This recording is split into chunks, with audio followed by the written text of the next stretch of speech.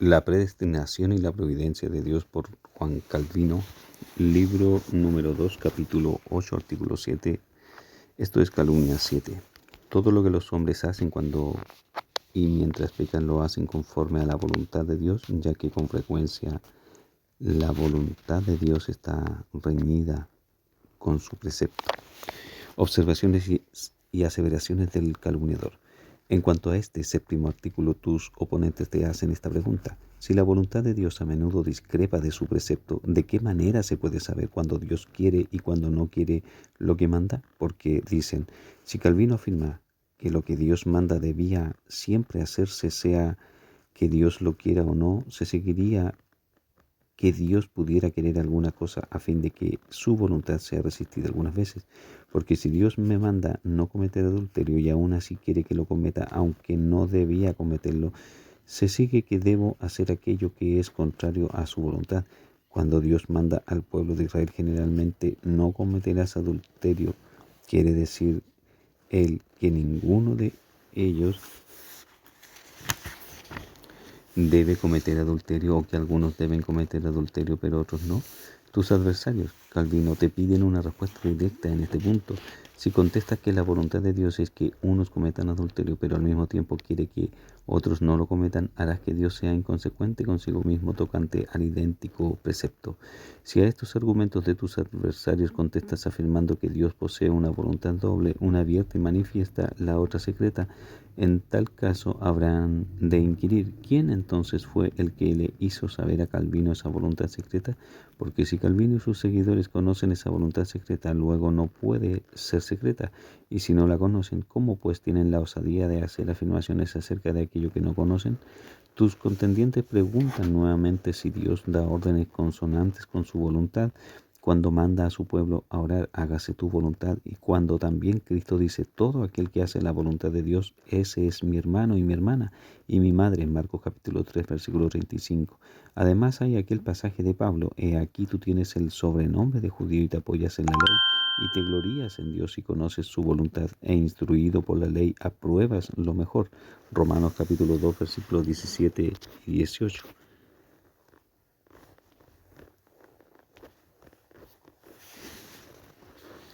Sin duda que aquí tenemos la voluntad de Dios y lo que la ley manda, y si esa voluntad es buena y ciertamente lo es, se seguirá por necesidad que aquello que le es contrario es malo, pues todo cuanto se contraponga a lo bueno tiene que ser malo. Y también la memorable exclamación de Cristo, ¿cuántas veces quise juntar a tus hijos y no quisiste? Ciertamente Cristo habla de la voluntad directa y manifiesta de Dios, es decir, la voluntad que él mismo, Cristo, había explicado de tantas maneras. Pues bien, si la mente de Cristo se figuraba otra voluntad de Dios contraria a esta voluntad, entonces su vida entera tiene que haber sido una contradicción. Respuesta de Juan Calvino al artículo 7. En absoluto me interesa responder a este séptimo artículo. Señálame el lugar de mis escritos en que afirmo que con frecuencia la voluntad de Dios está reñida o en pugna con su precepto. Idea semejante jamás me pasó por la mente, ni siquiera en sueños. Totalmente al contrario, entre muchas otras explicaciones similares he expuesto y descrito finalmente y fielmente cuán sencilla y uniforme es la voluntad de Dios y que es una sola, aunque entre el designio secreto de Dios y su doctrina general haya para los ignorantes e inexpertos a primera vista una cierta apariencia de disconformidad, pero quien quiera que modesta, sobria y reverentemente se someta a Dios y se comprometa con Él y con su enseñanza, podrá ver y reconocer en un momento, tanto como la capacidad de la mente humana pueda verlo y reconocerlo, cómo es que Dios, que prohíbe el adulterio y la fornicación, castiga el adulterio de David con la mujer de Urías por medio de la relación incestuosa de Absalón con las mujeres de David. Dios siempre quiere una y la misma cosa, aunque con frecuencia en diferentes formas, por lo cual, para evitar que la inmundicia de tus mentiras eche sobre mí o sobre mi doctrina alguna suciedad, reciban mis lectores en una palabra esta solemne declaración, que lo que me arrojas a la cara como si yo lo promulgara con respecto a las dos voluntades de Dios es una total ficción tuya. En cuanto a mí, siempre he proclamado que existe entre el secreto u oculto designio de Dios y la voz abiertamente revelada de su doctrina la más perfecta, divina y consumada armonía. Es verdad que Agustín, mediante concesión y para ofrecer una explicación a sus adversarios, mencionó una voluntad doble o diferentes voluntades de Dios, una voluntad secreta y otra abierta o revelada, pero representó esa voluntad doble de tal modo que demostró que están en tal completa armonía la una con la otra, que el último día habrá de manifestar gloriosamente que nunca hubo ni hay en este multiforme carácter de las obras y operaciones de Dios la menor inconstancia, conflicto o contradicción, sino la más divina, infinita armonía y consonancia. Habiendo establecido este solemne principio y adoptado esta posición inalterable, ahora, si así lo deseas, desenvainaré la espada para batallar contigo por la verdad.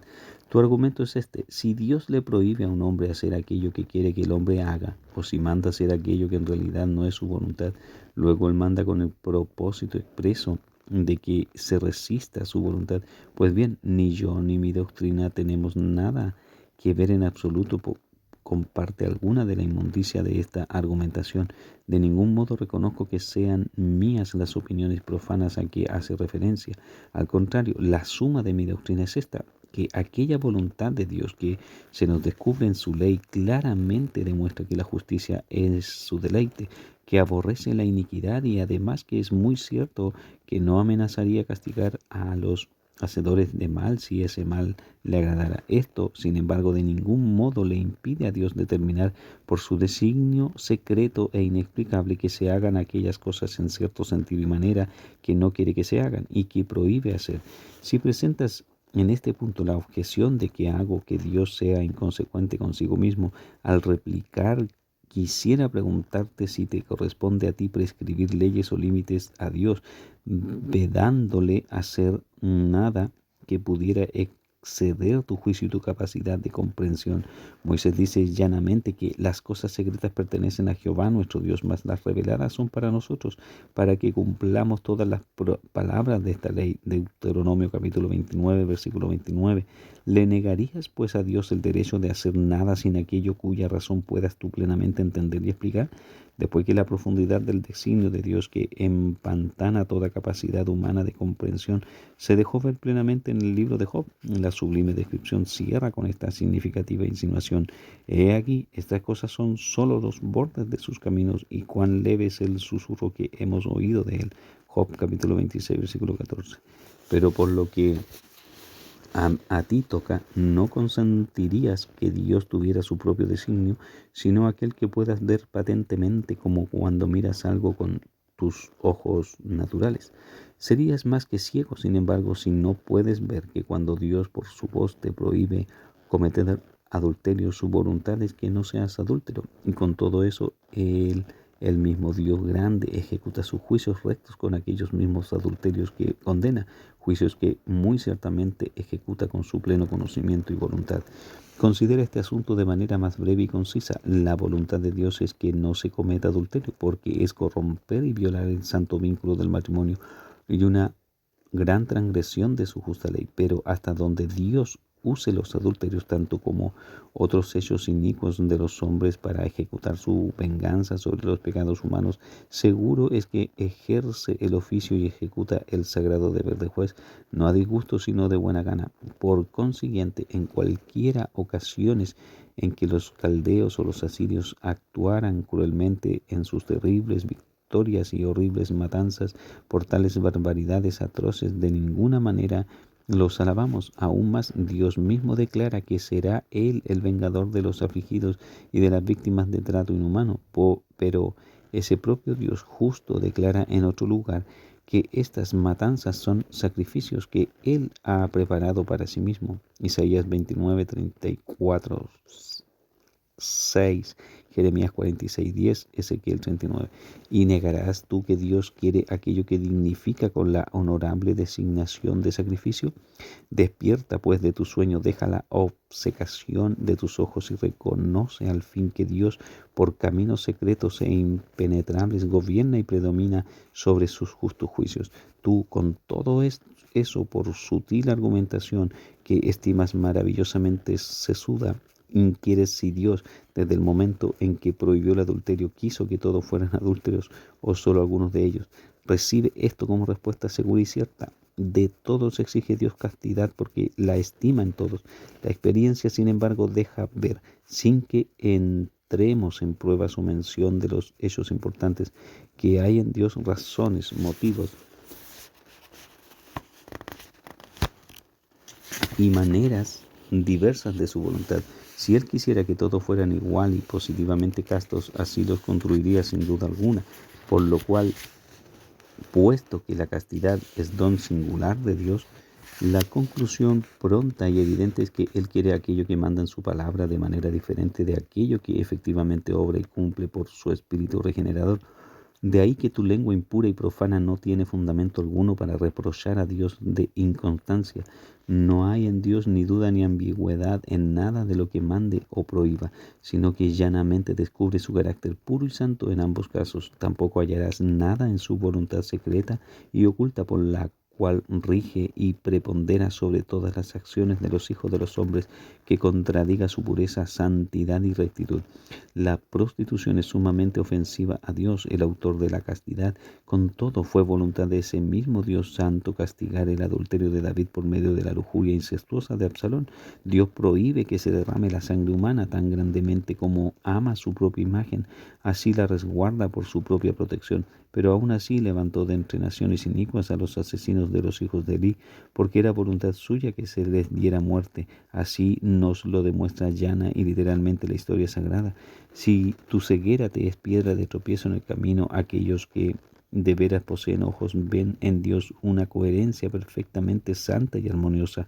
Esto observan cuando Él, el mismo ser divino que aborrece la fornicación y la matanza en cuanto son pecados, o lo que viene a ser lo mismo, que detesta los pecados de fornicación y de asesinato por ser transgresiones de su justa ley, ejecuta sus juicios secretos y justos al castigar merecidamente la iniquidad de las naciones y de los hombres por medio de las fierezas y pecados de otras naciones y de otros hombres.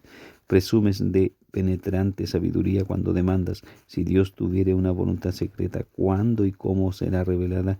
La respuesta a tu impía pregunta no será difícil cuando reconozcas y me concedas que hemos de seguir solamente al Espíritu Santo como preceptor nuestro, pues si Dios, según el testimonio de Pablo, habita en luz inaccesible, 1 Timoteo 6:16, y si el mismo apóstol declara reverentemente que inescrutables son sus caminos, Romanos 11:33, ¿por qué no se me permitiría mirar con asombro y adorar su voluntad secreta que se oculta a mi comprensión?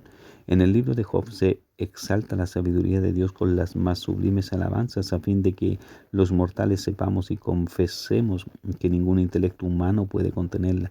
¿Te propones, pues, hacer mofa de modo o de todo lo que se dice de una manera tan excelsamente secreta?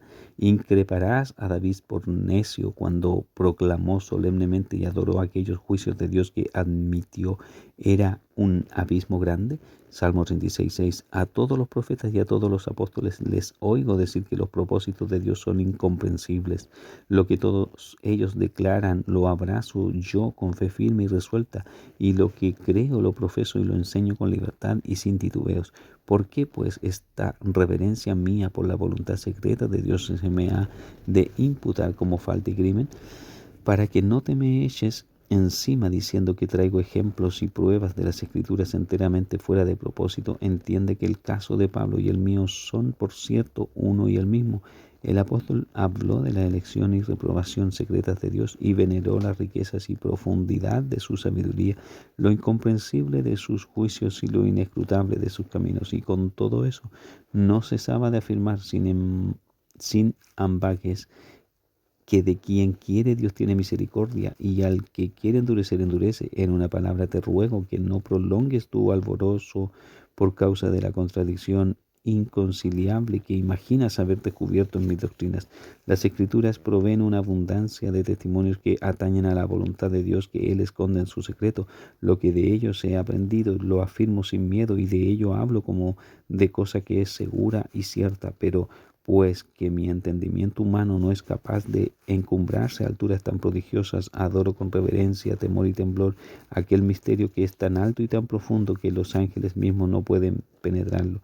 Por esta razón, ofrezco con tanta frecuencia en mis escritos la amonestación de que nada hay mejor o más seguro en estos solemnes asuntos que una discreta ignorancia, porque la insensatez de los que codician ser sabios más allá de lo que está escrito o de lo que Dios permite es peor que la furia de los dementes. Después de todo lo dicho, podrás ver por cuán segura y cierta tengo para mí la voluntad de Dios, acerca de la cual las Escrituras testifican con abundante claridad y plenitud. Esa voluntad, sin embargo, es tan secreta e incomprensible en cuanto a las razones que Dios tenga para querer esto o aquello como lo quiera, que las inteligencias angélicas no alcanzan a comprenderla. La realidad es que la vanagloria y la jactancia tuya y de todos los que son como tú, de tal modo los enloquecen que se empeñan con todas sus fuerzas en reducir a nada cualquier cosa que no puedan entender, concediendo así que está más allá de sus capacidades.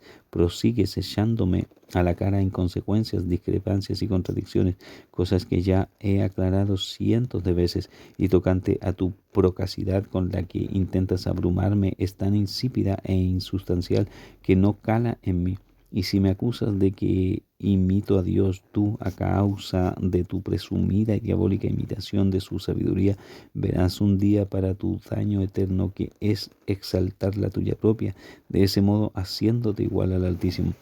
El único dolor y la agonía que siento son consecuencias de tus blasfemias frenéticas con las que profanas la sagrada majestad de Dios, de la cual profanación él mismo será en la hora que él señale el seguro e indudable vengador. Siendo buena la voluntad de Dios, voluntad que él ha revelado en su ley, cualquier cosa que se oponga a esa ley y a esa voluntad, yo habré de darla por mala. Cuando vociferas que esa voluntad secreta y oculta de Dios, por la cual separa los vasos de misericordia de los vasos de ira, según su beneplácito, y por la cual usa ambos vasos como le plazca, se opone a su ley. Cuando dices eso, exhalas de la sentina de tu ignorancia una invención detestable de tu cerebro y una horrible mentira. Libremente admito que Cristo alude a la voluntad revelada de Dios cuando dice: Jerusalén, Jerusalén, ¿cuántas veces quise juntar a tus hijos y no quisiste? Mateo 23:37. Reprocha a los judíos por la misma ingratitud y dureza de corazón, según ya lo había hecho en el cántico de Moisés, Éxodo 15:17, etc. Muy bien, sabemos que Dios en realidad concedió a la nación judía todas las bendiciones que las palabras de ese cántico expresan. Vemos, por lo tanto, que los protegió bajo la sombra de sus alas, dándoles su ley, las ordenanzas para la adoración y los muchos beneficios que les dispensó, por los cuales los ligó a sí mismo, y hubiera continuado preservándolos si su terquedad y obduración indomables no los hubieran apartado de él. Así que después que Cristo había testificado su voluntad tan a menudo y de tantas maneras diferentes a fin de persuadir a la obediencia a una nación perversa, aunque en vano, es con la mayor justicia que se queja de su ingratitud, en cuanto a que todas estas cosas las confinas al tiempo en que vivió Cristo. Lo haces con tu habitual ignorancia de las cosas divinas, exactamente como si Cristo no fuera el Dios verdadero, que desde el principio no ha cesado de desplegar las alas de la gracia sobre su pueblo elegido. Pero en este punto concluyes al momento que si en Cristo había otra y secreta voluntad, mientras así hablaba Jerusalén, la vida entera de Cristo tuvo que haber sido una contradicción, como si el atraer con la voz y con bondad, pero dejar el corazón impasible, sin el toque de la inspiración de su espíritu secreto, fueran en Cristo actos disímiles y contrarios. Mas para que el desatino y futilidad de tu calumnia aparezca más claramente, contéstame, te ruego, esta pregunta: ¿cuándo se queja Cristo de que se equivocara o que fuera engañado por el hecho de que la vid de la cual esperaba uvas produjo solo uvas silvestres? ¿Qué respuesta puedes dar, noble maestro y hábil retórico? ¿Le imputarás ignorancia a Cristo para no hacerle hablar falsamente? Pues ¿qué impidieron y derrotaron enteramente los judíos los designios de Dios? Según lo que dices, el bienaventurado Dios se consumía en dudas de qué habría de suceder, y el suceso lo engañó y lo sorprendió al fin. No, ni tampoco se alterarán las cosas si haces que las palabras de Cristo que Él dirige a las circunstancias y al estado de Jerusalén se refieran a la presencia secreta de Dios. En otro lugar Dios dijo, ciertamente me temerás, Sofonías 3:7, pero se apresuraron a corromperse más y más. Dios había esperado algún provecho de los grandes castigos que infringió, pero luego se lamentó frustrado. No puedes, pues, desenmarañarte de esta serie de verdades divinas de ningún otro modo que reducir a Dios al orden y hacer que dependa de la libre determinación de los hombres para cumplir sus designios eternos. Sin duda, está claro y evidente al entendimiento más ordinario que Dios, a fin de describir cuán grande era la iniquidad de su pueblo, habla como en persona y manera de hombres cuando estos se quejan de que todo su esfuerzo es nulo porque se desvaneció la esperanza que ponían en su éxito. Es muy cierto que a aquellos a quien Dios quiere reunir para sí los atrae eficazmente por su espíritu, y que aquello que está en su mano y designio hacer lo realizará en cumplimiento de sus promesas.